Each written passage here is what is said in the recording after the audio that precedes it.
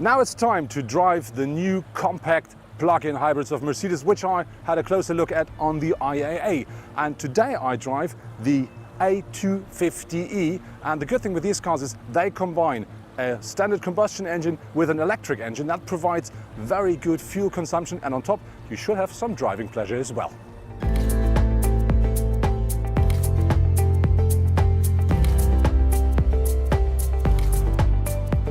Now I'm driving in my A250e purely electric, and this really feels like a normal electric car, and it's very quiet and easy. And you have to know this engine, that electric engine, delivers 75 kilowatts of power, and that is enough to drive with that car up to 140 kilometers per hour easily. So we integrated an electrical engine between the combustion engine and the gearbox, and it's integrated in the gearbox housing.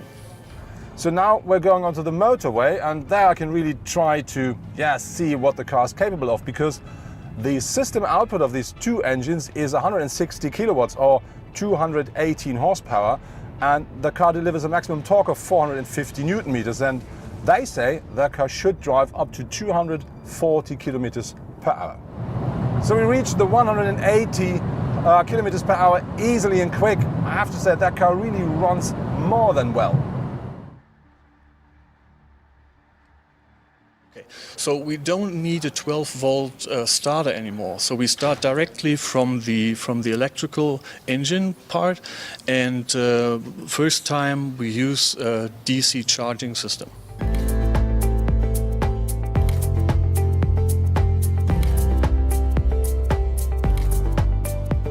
The datasheet of the car says the consumption should be 1.4 liters per 100 kilometer driven. But you have to know that within this calculation they use the electric energy as well.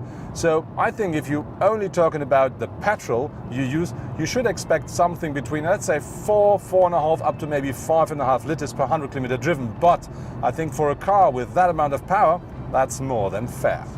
I do not have to talk about a lot about quality and craftsmanship and materials in this Mercedes A-Class, only because it's electric. It is a Mercedes, it delivers what you expect. And the nice thing here is the car comes with MBUX, and I do find in my car the widescreen as well. So this really is a Mercedes I do like, the way I like every Mercedes. Important to know is that you will not only find the new plug-in hybrid in the A-Class as a compact car, you also will find it in the new B-Class, which is then called B250e. But if you think you need more space or you want all-wheel drive, you try to take this fella here, because this is the new GLE 350DE. And as you may have heard, the difference is the D, because that car provides the power out of a combination of an electric engine and a diesel engine. The car offers me the opportunity to change the power of recuperation we use by just using the shift pedals here, which you normally use to shift gears. And so if you use the strongest mode, the most recuperation possible, you have such an amount of recuperation that you really do not need your braking pedal at all. We had two goals in the development. We wanted to achieve more than 70 kilometers electrical range. That was one of the major goals, and the other one was to have a maximum load capacity and volume for the customer. And so we took the volume of the tank and put the battery in this area and shifted the tank to the rear, in between the rear axle. And we had to develop a new exhaust system, which end up in the middle of the tunnel. The A250e features a very clever thing, which is a system that calculates your route if you use the sat-nav. And that works the way that it knows the way you're driving, and it instantly knows when does it make sense to use the electric engine, when does it make sense to use the combustion engine, and when it is the perfect way to combine these engines, or when it makes perfect sense to recuperate. And the result of it is a very nice low fuel consumption. That was my first test drive with the new compact A250e, the new compact plug-in hybrid of Mercedes-Benz. And I really have to say the powertrain delivers such a big amount of power that you can really have fun while driving the car.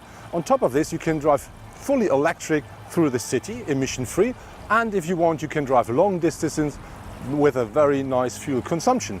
And normally you would expect when you talk about an e-vehicle that it is expensive. And of course this car is not a bargain. It costs you 36,900 euros in Germany. But you have to know the A250 with a combustion engine costs nearly exactly the same amount of money. And I think this one then is the better choice.